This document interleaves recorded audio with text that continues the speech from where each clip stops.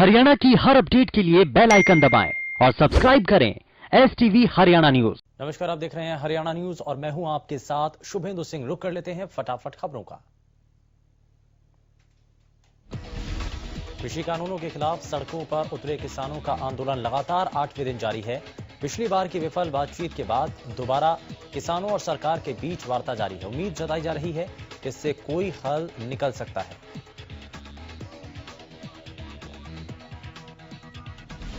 आंदोलन के कारण गुरुवार को लगातार 8वें दिन दिल्ली NCR का यातायात प्रभावित रहा। कई बॉर्डर अभी भी बंद हैं, वहीं कई सड़कों को किसानों ने जाम किया।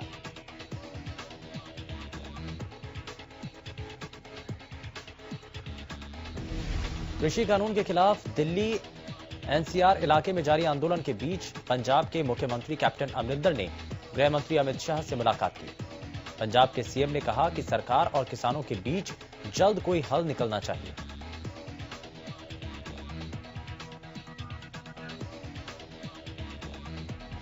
गृह मंत्री अमित शाह से मिलने के बाद कैप्टन अमरिंदर ने कहा कि हम इस विवाद का जल्द से जल्द हल चाहते हैं।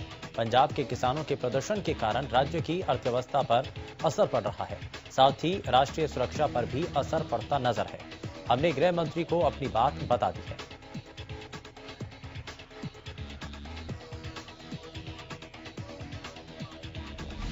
पंजाब CM ने कहा कि उन्होंने सरकार और किसानों दोनों से ही बीच का रास्ता निकालने की अपील की। अकाली दल के आरोपों पर पंजाब CM ने बोलने से इनकार किया। केंद्र द्वारा लाए गए 3 कृषि कानूनों के खिलाफ किसानों का जो आंदोलन जारी है, उसकी अगुवाई पंजाब ही कर रहा है।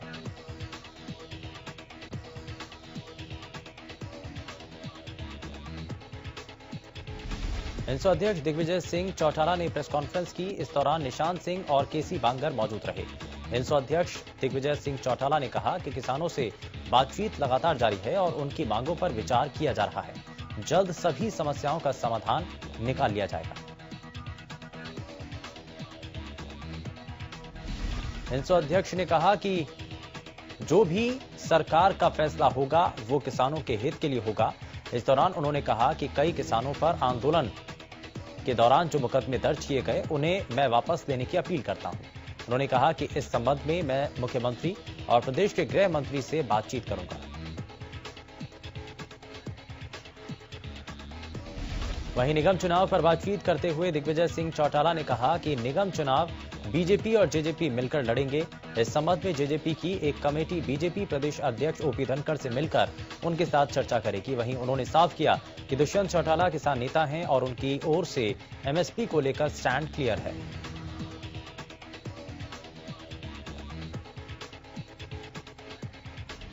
पलवल किसानों की बैठक के बाद किसानों ने बदरपुर बॉर्डर जाम करने की चेतावनी दी। इस बीच फरीदाबाद पुलिस प्रशासन हरकत में आया।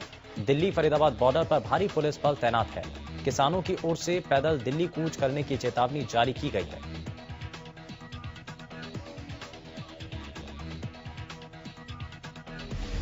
अपनी मांगों को लेकर किसानों का आंदोलन लगातार जारी है। आज चौथे दौर की वार्ता होनी है। बावजूद इसके किसान दिल्ली बॉर्डर पर डेरा जमाए हुए हैं। किसानों की मांग है कि सरकार नए कृषि कानूनों को रद्द करे और फसलों पर MSP सुनिश्चित करे। इस वक्त दिल्ली से लगने वाले टीकरी और सिंघू बॉर्डर के साथ साथ UP बॉर्डर पर भी किसान आंदोलन कर रहे हैं।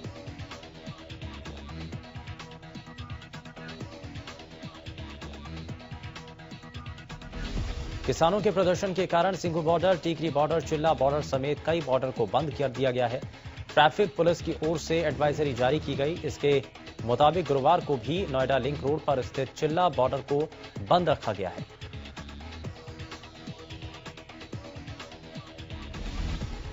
किसान आंदोलन का आज 8वां दिन है। किसानों का कहना है कि सरकार कृषि कानूनों को लेकर एक विशेष सत्र बुलाए और इन कृषि कानूनों को रद्द करे।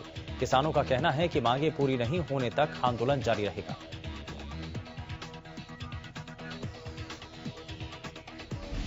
आंदोलन में हर उम्र के किसान अपनी अपनी तरफ से सहभागिता दर्ज करा रहे हैं। दिल्ली कूच के लिए निकले पंजाब के किसानों के द्वारा अब हरियाणा के किसानों को भी अपना समर्थन दे रहे हैं और जिलों से आंदोलन में शामिल हो रहे हैं।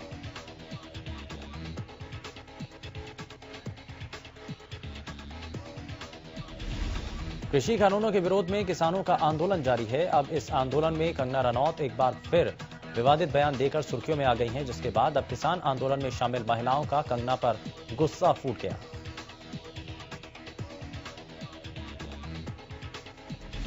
दरअसल कंगना ने किसान आंदोलन में हिस्सा लेने वाली एक किसान दादी के बारे में फेक ट्वीट करके लिखा था कि ये महिला शाहीन बाग के भी प्रदर्शन में मौजूद थी और ये 100 रुपए में प्रोटेस्ट के लिए पहुंच जाती है। हालांकि बाद में उन्होंने इस ट्वीट को डिलीट कर दिया था।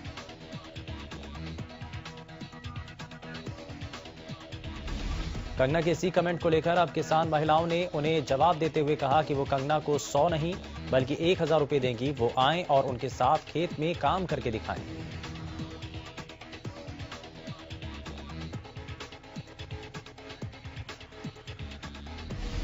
झज्जर से अहलावत खाप किसानों को समर्थन देने के लिए दिल्ली के टीकरी बॉर्डर के लिए रवाना हुई। अहलावत खाप के प्रधान जयसिंह अहलावत के नेतृत्व में सैकड़ों ट्रैक्टरों के साथ किसानों ने दिल्ली आंदोलन के लिए कूच किया।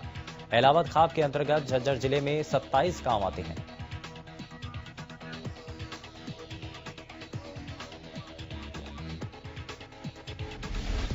शिवरान खाप 25 ने किसान आंदोलन का समर्थन किया। खाप 25 के प्रधान के नेतृत्व में शिवरान खाप 25 दिल्ली कूच की तैयारी में है। विजेंद्र बिरला ने कहा कि खाप की तरफ से किसान आंदोलन को समर्थन है और सैकड़ों किसानों के समर्थन देने के लिए वो लगातार दिल्ली की तरफ कूच कर रहे हैं।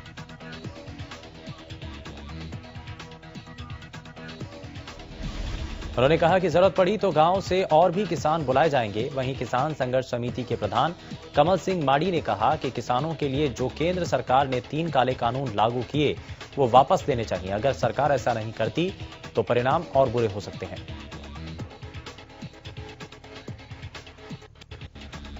किसान आंदोलन के बीच गुरुग्राम प्रशासन भी अलर्ट है। दिल्ली गुरुग्राम से लगते कई बॉर्डर एरिया में ट्रैफिक को डायवर्ट किया गया। आपको बता दें कि कल 360 गांवों की महापंचायत की गई थी, जिसके बाद किसानों की ओर से दिल्ली कूच करने की बात की जा रही थी। इन सब के बीच गुरुग्राम प्रशासन ने ट्रैफिक को लेकर एडवाइजरी जारी की।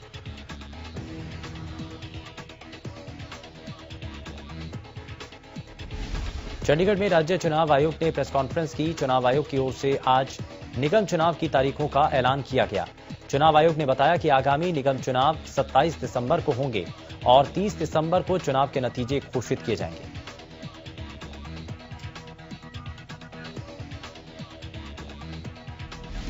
चुनाव आयोग ने बताया कि चुनाव में सुबह 8 से 5:30 बजे तक वोटिंग की जाएगी।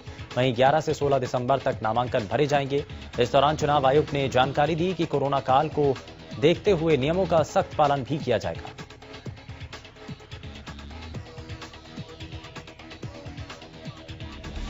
चुनाव आयोग ने बताया कि एक बूथ पर 1000 मतदाता वोट करेंगे। वहीं वोटिंग से पहले मतदाता की स्क्रीनिंग की जाएगी। इसके साथ मतदान केंद्रों को भी सैनिटाइज किया जाएगा। मतदाताओं को मास्क और ग्लव्स दिए जाएंगे। आपको बता दें कि अंबाला, पंचकुला और सोनीपत में निगम चुनाव होने हैं।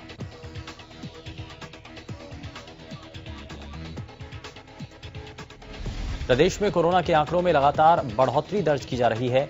पिछले 24 घंटों में 1607 नए मरीजों की पुष्टि हुई। वहीं गुरुग्राम में 498, फरीदाबाद में 263 और साथ ही सोनीपत में 53, हिसार में 76 नए मामले सामने हैं। प्रदेश में 24 घंटों में 32 मरीजों की मौत के मामले सामने हैं। इसी के साथ ये आंकड़ा 2488 तक पहुंच गया। प्रदेश में अब तक कुल 2,37,604 केस सामने आए। एक दिन में 2,646 मरीजों ने कोरोना को मात दी।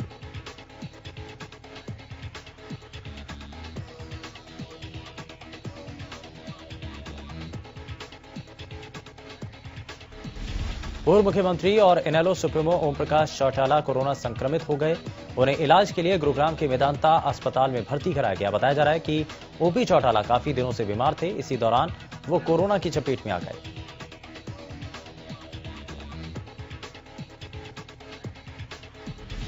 बुधवार को चौटाला की कोरोना टेस्ट रिपोर्ट पॉजिटिव आई है। एहतियात के तौर पर उन्हें आइसोलेट कर दिया गया और साथ ही हाल ही में ओपी चौटाला के 2 पोतों की शादी हुई थी। अभय चौटाला के बेटे करण चौटाला की गुरुग्राम में ही शादी हुई थी। समारोह में ओपी चौटाला भी मौजूद थे। अब उनकी कोरोना रिपोर्ट पॉजिटिव आई है। मुख्यमंत्री मनोहर लाल ने सिंचाई एवं जल संसाधन विभाग के अधिकारियों की एक बैठक की अध्यक्षता की। इस दौरान उन्होंने सिंचाई विभाग के अधिकारियों को निर्देश दिए कि कृषि भूमि के जलभराव क्षेत्रों को चिन्हित किया जाए और जिलावार नक्शे को तैयार किया जाए। मुख्यमंत्री ने अधिकारियों को निर्देश दिए कि ऐसे जलभराव क्षेत्रों के पानी को रिचार्ज करने के साथ झीलें तैयार करने के लिए योजना तैयार की जाए ताकि मत्स्य पालन और पर्यटन को भी बढ़ावा मिल सके।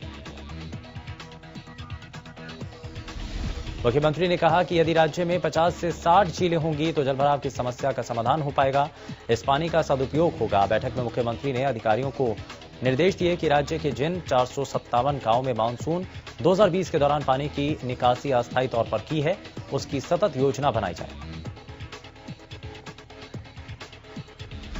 मुख्यमंत्री ने अधिकारियों को योजनाओं को डैशबोर्ड पर रखने के निर्देश दिए और मुख्यमंत्री ने बैठक में हरियाणा तालाब और अपशिष्ट प्रबंधन प्राधिकरण के तहत योजनाओं की जानकारी के लिए डैशबोर्ड तैयार करने के निर्देश संबंधित अधिकारियों को दिए हैं। सोनीपत, अंबाला, पंचकुला के निगम चुनाव और रेवाड़ी के नगर परिषद चुनाव के लिए बीजेपी प्रदेश अध्यक्ष ओपी धनखड़ ने चुनाव प्रभारियों के लिए सह प्रभारी नियुक्त किए हैं। इनमें रोहतक के मेयर मनमोहन गोयल को सोनीपत का सह प्रभारी नियुक्त किया गया। करनाल से मेयर रेणुबाला गुप्ता को अंबाला का सह प्रभारी नियुक्त किया। यमुनानगर से मेयर मदन चौहान को पंचकुला और हिसार से मेयर गौतम सरदाना को रेवाड़ी में होने वाले निगम परिषद के चुनाव में सह प्रभारी नियुक्त किया गया है।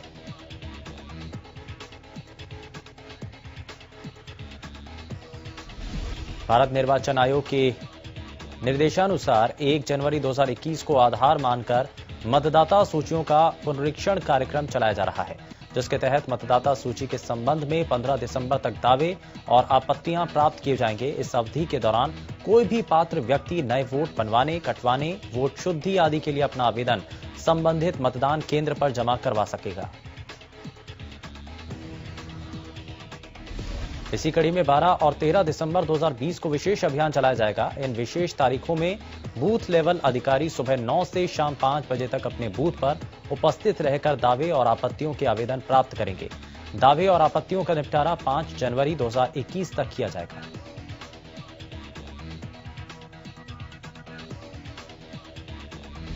साइबर सिटी गुरुग्राम में बीपीओ कंपनी में काम करने वाले टैक्सी ड्राइवरों पर भी कोरोना की मार देखने को मिल रही है। टैक्सी ड्राइवरों का आरोप है कि कंपनी ने बिना किसी नोटिस के सैकड़ों ड्राइवरों को बाहर का रास्ता दिखा दिया, जिसके बाद वो सड़कों पर आ गए।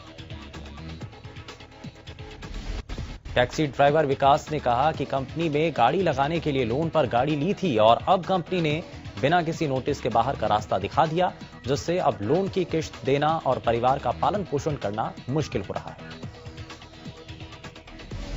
कैब चालकों की माने तो बीते 3 से 4 साल से ये लोग इसी कंपनी में काम कर रहे थे, लेकिन बिना किसी नोटिस दिए कंपनी ने बाहर का रास्ता दिखा दिया, जिसके बाद परिवार के साथ मजबूरन प्रदर्शन करने को वो वहां नजर आ रहे हैं।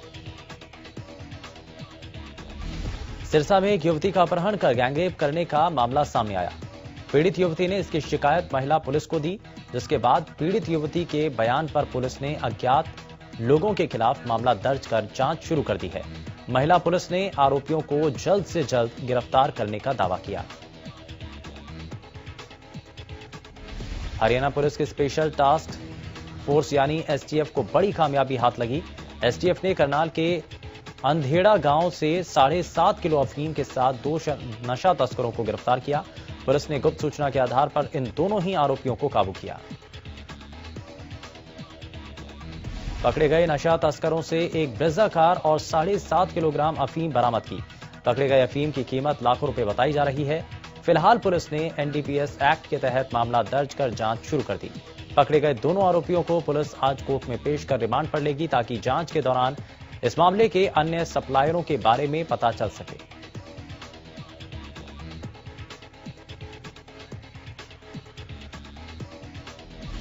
राज्यसभा सांसद अनिल जैन प्रदेश के पूर्व कैबिनेट मंत्री विपुल गोयल के भाई की श्रद्धांजलि सभा में पहुंचे। इस दौरान उन्होंने पुष्प अर्पित कर दिवंगत को श्रद्धांजलि अर्पित की।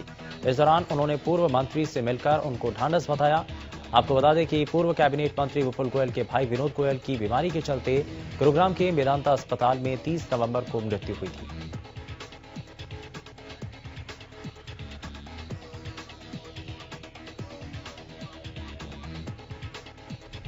फतेहाबाद में सरकारी स्कूल की 3 महिला अध्यापकों को मोबाइल पर अश्लील मैसेज भेजने का मामला सामने आया, जिसके बाद पुलिस ने तीनों की शिकायत पर भिरडाना गांव के रहने वाले लखुराय नाम के शख्स पर मामला दर्ज किया।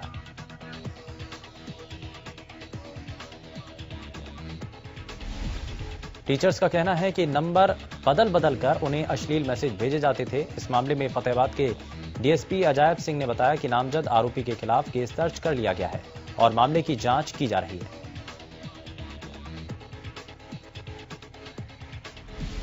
कृषि कानूनों के खिलाफ किसानों के चल रहे लगातार आंदोलन से फरीदाबाद में हरियाणा रोडवेज को रोजाना 4 लाख रुपए के राजस्व का नुकसान है। करीब 2 दर्जन रूटों पर चलने वाली बसें बंद पड़ गई, जिससे राजस्व का भारी नुकसान हो रहा है। बंद किए गए रूटों में ज्यादातर वो रूट हैं जहां से हरियाणा रोडवेज को भारी भरकम किराया मिलता है। आपको बता दें कि किसान आंदोलन के कारण फरीदाबाद बस डिपो से उत्तरी राज्यों जैसे हिमाचल, उत्तराखंड, जम्मू कश्मीर, पंजाब, दिल्ली और उत्तर प्रदेश के कई हिस्सों में लगभग 24 बसों का संचालन नहीं हो पा रहा है। फरीदाबाद रोडवेज विभाग के अनुसार जब से किसानों द्वारा बॉर्डर बंद किए गए, तब से दिल्ली, पंचकुला, हमीरपुर, शिमला, बैजनाथ, जम्मू, हरिद्वार और ऋषिकेश जैसे लंबे मार्गों पर कोई भी बस नहीं चली है। प्रदेश के कई इलाकों में ठंड के साथ कोहरे ने दस्तक दी। कोहरे और सर्दी के सितम से वाहन चालकों को काफी परेशानी है। मौसम विभाग का कहना है कि आने वाले दिनों में ठंड के साथ तापमान में तेजी से गिरावट आने की संभावना है। अंबाला में किसान आंदोलन के चलते पिछले कुछ दिनों से पंजाब जाने वाली ट्रेनों को रेलवे ने पूरी तरह बंद कर दिया था। अब जब किसान पंजाब में रेल पटरियों से उठ गए, तो रेलवे ने फिर से पंजाब जाने वाली ट्रेनों को पटरी पर दौड़ाना शुरू कर दिया है। मालगाड़ियों के साथ कुछ सवारी गाड़ियां भी शुरू कर दी गईं। अंबाला रेलवे के डीआरएम गुरिंदर मोहन सिंह ने बताया कि पिछले 3 दिन से मालगाड़ी तो अपने पूरे रूटीन में आ गई।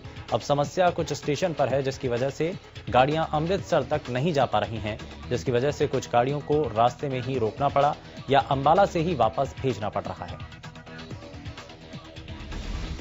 बताया कि सवारी गाड़ियां भी धीरे धीरे चलाई जा रही हैं। आज 3 सवारी गाड़ियों को भेजा और जल्द ही बाकी गाड़ियों को भी रूटीन में चला दिया जाएगा, जिससे यात्रियों को परेशानी नहीं होगी।